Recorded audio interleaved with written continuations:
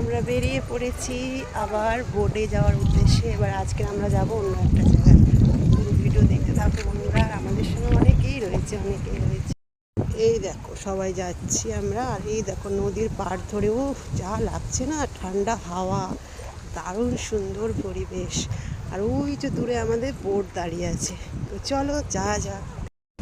তো এই দেখো বন্ধুরা, পাশে নদী আর তার পাশে আমি হেঁটে হেঁটে যাচ্ছি। একদম দারুণ লাগছে, ঠান্ডা হাওয়া, কি সুন্দর পরিবেশ। এখান থেকে বাড়ি যেতে ইচ্ছাই হচ্ছে না, একদম গরম নেই,